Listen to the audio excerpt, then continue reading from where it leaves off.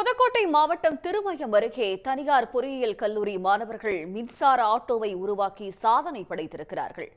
திருமயம் அருகே லெனா விலக்கில் உள்ள தனியார் பொறியியல் கல்லூரியில் படிக்கும் இயந்திரவியல் துறை மாணவர்கள் கோவையைச் சேர்ந்த எலக்ட்ரிக் வாகனங்கள் தயாரிக்கும் நிறுவனத்துடன் இணைந்து எலக்ட்ரிக் சார்ஜிங் மூலம் இயங்கும் சென்ட்ரிகோ என்னும் ஆட்டோவை உருவாக்கியுள்ளனர்.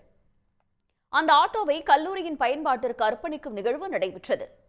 காரைக்குடி மத்திய மின் வேதியியல் மையத்தின் தலைமை விஞ்ஞானி முனைவர் சிவசண்முகம் இந்த ஆட்டோவை அறிமுகப்படுத்தி இது சூழலியலை பாதிக்காத வகையில் வடிவமைக்கப்பட்டிருப்பதாக மாணவர்களுக்கு பாராட்டு தெரிவித்தார்.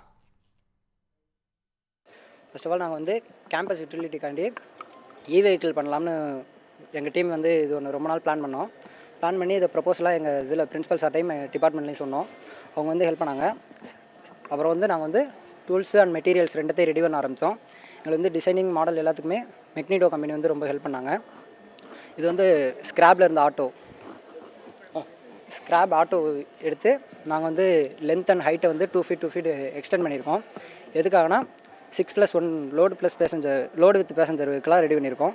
அங்கே எம்ஓஐ சைன் பண்ணணுமே ஃபஸ்ட்டு விஷயம் சார், இங்கே நம்ம ஒரு எலக்ட்ரிக் வெஹிக்கிள் மேனுஃபேக்சரிங் பண்ணணும் அப்படிங்கிற மாதிரி ஸ்டூடெண்ட்ஸாகவே எங்ககிட்ட ப்ரொபோசல் பண்ணாங்க. ஸோ மேனேஜ்மெண்ட்டுக்கு அதுக்கு சப்போர்ட் பண்ணி ஃபுல் ஃபண்டடும் அவங்க பண்ணியிருக்காங்க. ஸோ ஸ்டூடெண்ட்ஸ் எல்லா விஷயத்துலையும் நூக் அண்ட் கார்னர் எங்ககிட்டையும் கைடன்ஸ் கேட்டு நிறைய விஷயம் அவங்க லேர்னும் பண்ணிக்கிட்டாங்க. இன்னொன்று இது ஃபுல்லாகவே ஸ்கிராப்லேருந்து பண்ணியிருக்காங்க. பேட்ரி, மோட்ரு இது எல்லாமே அவங்களே டிசைன் பண்ணி அவங்களே கால்குலேஷன் போட்டு எல்லாம் பண்ணதை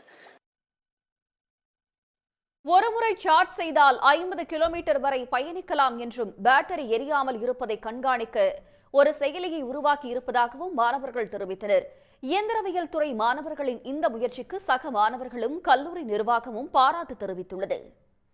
உடனுக்குடன் செய்திகளை தெரிந்து கொள்ள சன் நியூஸ் பெல் ஐகானை கிளிக் பண்ணுங்க.